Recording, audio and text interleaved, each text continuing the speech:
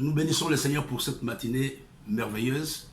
Que cette journée soit une journée de joie et de paix pour chacun d'entre vous, pour chacun d'entre nous.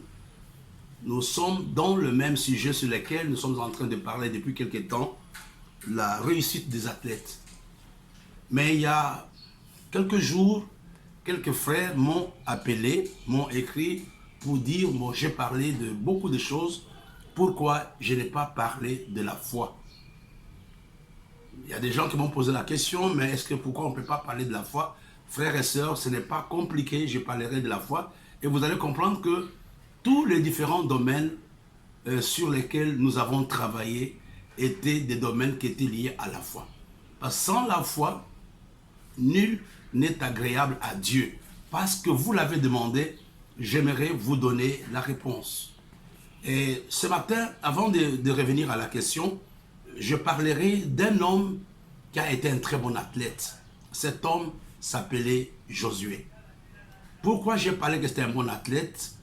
Quand il a remplacé le leader Moïse, Josué a eu à conduire plus ou moins 1 million de personnes.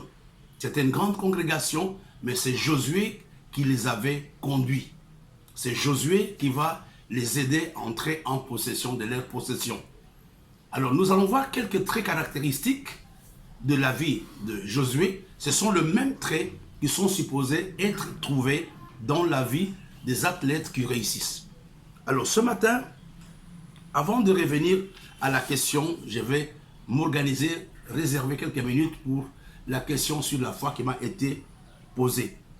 On va lire un texte dans le livre de Josué au chapitre 14, verset 8. La Bible nous dit, « Mes frères qui étaient avec moi découragèrent le peuple.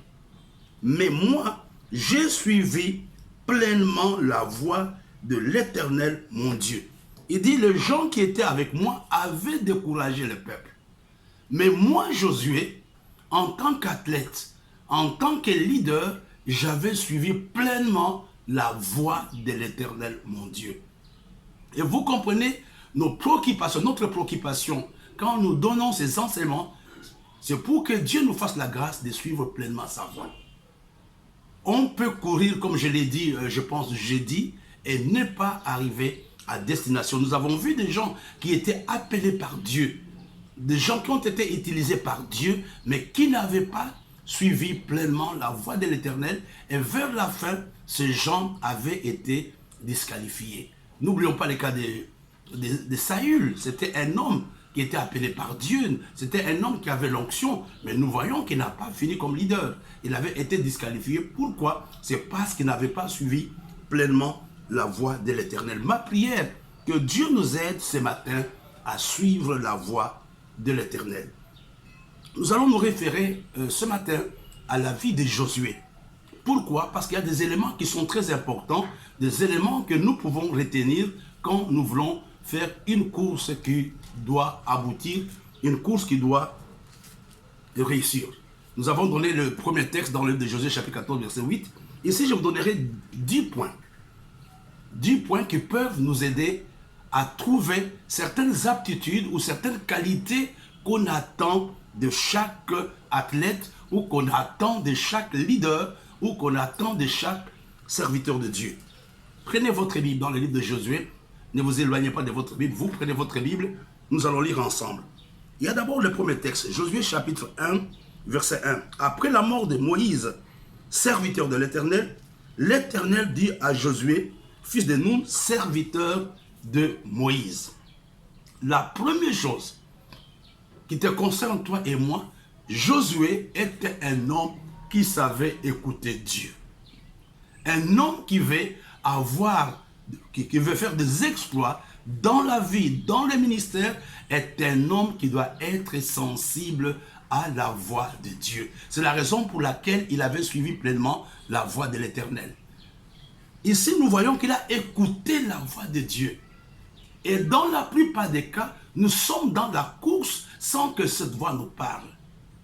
Et des fois, nous nous cognons contre les obstacles, contre les problèmes. Pourquoi? Parce que soit Dieu ne nous a jamais parlé, ou encore parce que nous avons oublié ce que Dieu nous avait dit quand nous nous sommes engagés dans la course. Mais Josué était un homme qui avaient su écouter Dieu.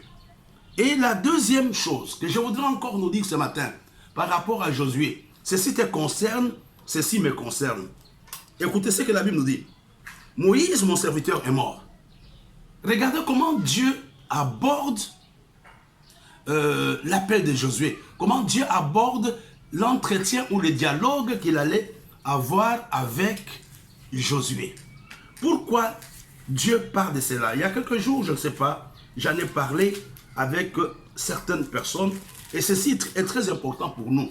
Pourquoi dit que Josué, plutôt Moïse, mon serviteur, est mort? Il voulait simplement que Josué soit capable de se détacher de son passé. Un bon athlète est un homme qui oublie les exploits d'hier. Est un homme qui ne s'accroche pas au passé. Le passé peut être un pédagogue.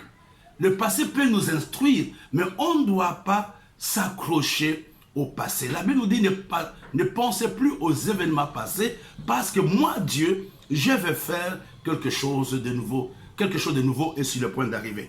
L'apôtre Paul, qui était aussi un grand athlète, nous l'a dit dans le livre de Philippiens, au chapitre 3, versets 13 à 14. Il dit, frère, je ne pense pas l'avoir saisi, mais je fais une chose, oubliant ce qui est en arrière et me portant vers ce qui est en avant. Je cours vers le but pour remporter le prix de la vocation céleste de Dieu en Jésus-Christ. Et vous comprenez que quand vous avez les yeux braqués, les yeux fixés sur le passé, vous risquez de ne pas courir convenablement. La Bible nous parle d'une femme qui avait la crainte de Dieu. Excusez-moi, la Bible nous parle d'une femme, la femme de Lot. Dieu leur avait demandé, quand vous quittez Sodome, que personne de vous ne regarde en arrière. La Bible nous dit que quand ils étaient en train de marcher, cette femme avait regardé en arrière et la Bible nous dit qu'elle avait été transformée en statue de sel. Et vous comprenez, beaucoup aujourd'hui, nous sommes comme des statues de sel. On n'a plus de vie dans nos ministères. On n'a pas de vie dans ce que nous faisons. Pourquoi? Parce que nos yeux sont fixés sur le passé. Bien sûr, le passé est passé. Les gens disent que c'est lui qui s'occupe du passé, sera dépassé. C'est important ce matin que Dieu nous aide à courir, à aller de l'avant. La troisième chose, nous voyons que Josué était un homme qui était capable d'écouter Dieu. C'est ce que Dieu attend de toi. La deuxième chose, toi qui es un athlète comme moi, Dieu veut que nous puissions mettre terme à notre passé. Le passé a tendance à nous récupérer. Le passé a tendance à nous ramener en arrière. Il y a des choses que Dieu peut faire avec toi aujourd'hui. Il y a des choses glorieuses que Dieu peut te donner, mais quel est l'obstacle qui se trouve devant toi? C'est ton passé. Tu penses à tes échecs d'hier, tu penses à ton succès d'hier. Je voudrais que ce matin t'encourager, que tu puisses te libérer de ton passé. Et la deuxième chose, la troisième, quand nous allons dans le livre de Josué au chapitre 1, excusez-moi, versets 3 à 4, la Bible nous dit, tout lieu où foulera la plante de votre pied, je vous le donne comme je l'ai donné à Moïse. Vous aurez pour territoire, depuis les déserts de Liban, jusqu'au grand fleuve, le fleuve d'Euphrate, tous les pays des Égyptiens, jusqu'à la grande mer, vers le soleil couchant. Ici, avant que Josué ne soit dans la course, Dieu lui avait donné un map monde. En fait, Dieu lui donne une carte de la course, si vous voulez bien. En fait, Josué savait exactement où il allait. En d'autres termes, Josué connaissait ses possessions. Le troisième point que j'aimerais mettre devant toi, il faut être capable de connaître ses possessions. Josué connaissait ses possessions. Dans les possessions, il y a plusieurs choses à dire, mais j'aimerais vous donner trois petites choses simples. La première chose, il faut connaître c'est quoi le salut. Tu ne peux pas courir si tu ne connais pas exactement les avantages ou les choses qui sont liées à ton salut. La deuxième chose, dans tes possessions, il y a le fruit et les dons de l'esprit. Et la troisième, toutes les promesses que Dieu t'a faites, que Dieu nous a faites, sont dans ce qu'on appelle les possessions du chrétien. Les possessions de l'athlète, il y a le salut, il y a le don et le fruit de l'esprit, et il y a en dernier lieu toutes les promesses que Dieu nous a faites. Toutes ces choses sont dans les possessions. Et tu comprends, La plupart des choses que tu es en train de demander à Dieu, Dieu a déjà prévu cela. Il suffit que tu prennes la parole de Dieu, que tu lises, tu vas trouver exactement les choses que Dieu a préparées pour toi. Dieu ne t'a pas appelé comme ça en te laissant dans le vide. Tout ce dont tu as besoin se trouve pleinement dans la parole de Dieu. Il faut connaître les promesses de Dieu. Et dans la prière, tu peux réclamer ses promesses, tu peux rappeler à Dieu ce qu'il t'a promis. La plupart des chrétiens, la plupart des serviteurs de Dieu, quand je cause avec eux, ils me disent, je rappelle toujours. Dans les possessions aussi, il y a l'alliance qui est avec Dieu, dans les possessions. Chacun de nous a une alliance. Il y a l'alliance que nous avons au travers du Seigneur, mais il y a une alliance particulière que j'ai avec Dieu. Chaque serviteur de Dieu, chaque athlète a une alliance. Je connais des choses que Dieu m'a dites et régulièrement je rappelle à Dieu les choses qu'il m'avait dites quand il m'avait appelé. Parce que je ne suis pas venu dans le ministère moi-même. Il m'a dit, entre dans le ministère, je connais ce que moi je dois faire et je rappelle à Dieu ce que lui est supposé faire. Nous sommes en train de parler des traits caractéristiques qui étaient dans la vie de Josué.